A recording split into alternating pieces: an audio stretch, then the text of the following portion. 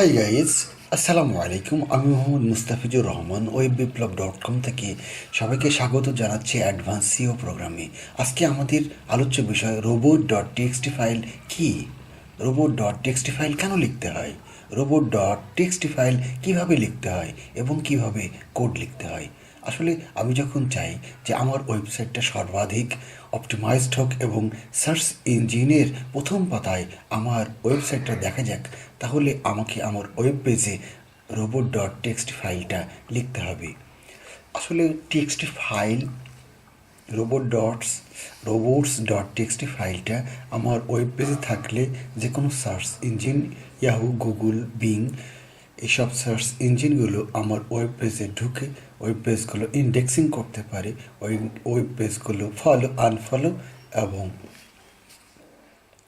তাদের অ্যালগোরিদমে ইনলিস্টেড করে প্রকাশ করতে পারে। তাহলে রোবটস কেন আমরা লিখব এই জন্য সার্চ ইঞ্জিনকে আমার ওয়েব পেজের তথ্য জানানোর জন্য, আমার ওয়েব পেজটা কেমন, এর ডেপথ অফ কন্টেন্ট কেমন, এসব বিবেচনা করে সার্চ ইঞ্জিনের অ্যালগোরিদমে আমার সাইটে যে তথ্য সংগ্রহ করবে তার উপর ভিত্তি করে সার্চ ইঞ্জিনের প্রথম পাতায়, সার্চ রেজাল্টের প্রথম পাতায় আমার সাইটকে উপস্থাপন করবে।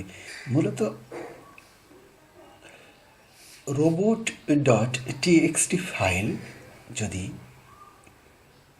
আমাদের লেখা না থাকে তাহলে আমাদের ওয়েবসাইট অপটিমাইজড হবে না। গুগল, ইয়াহু, বিং এগুলোর যেসব বোট রয়েছে বা স্পাইডার রয়েছে বা যে সকল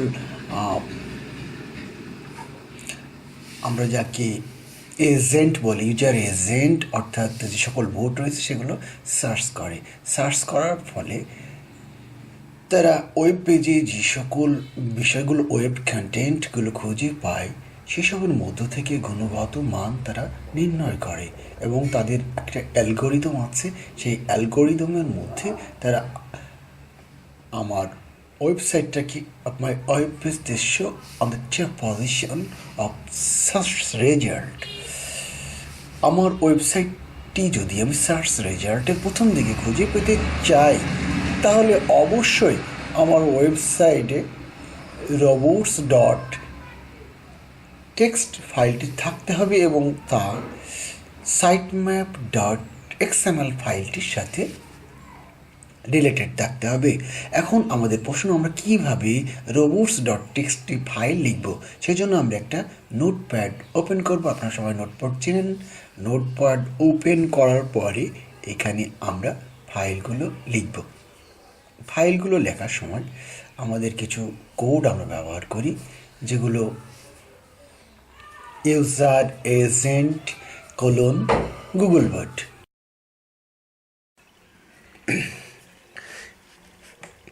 এই সকল robots.txt ফাইলগুলো আমরা সেভ করার পরে লোকাল পিসিতে সেভ করতে পারি, অথবা এগুলো আমরা সরাসরি ওয়েব সার্ভারে, রিমোট সার্ভারে আপ করতে পারি। যদি আমরা লোকাল পিসিতে সেভ করি তাহলে ওয়েব সার্ভারে, রিমোট ওয়েব সার্ভারে এটা আপ করতে হবে এবং সরাসরি আমরা পাবলিক HTML ফাইলে এই সকল কোডগুলো লিখে দিতে পারি।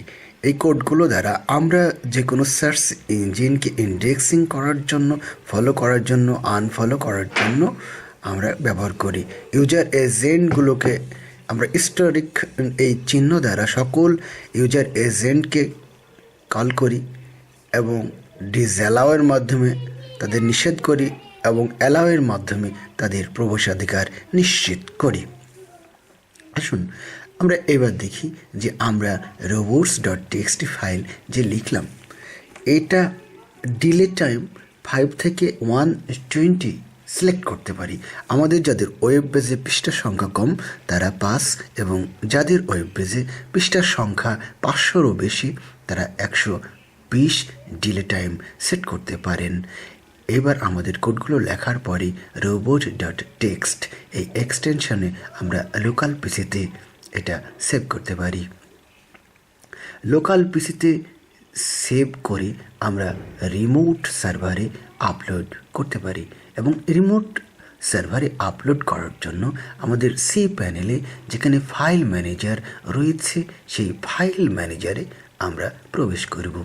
ফাইল ম্যানেজারের মধ্যে যেখানে সাধারণত সকল ধরনের ফাইলগুলো থাকে, যেমন ইন্ডেক্স, সিএসএস, এইচটিএমএল, এইসব ফাইলগুলো থাকে, সেই public.html ফাইলে আমরা robots.txt ফাইলটা সংযুক্ত করব।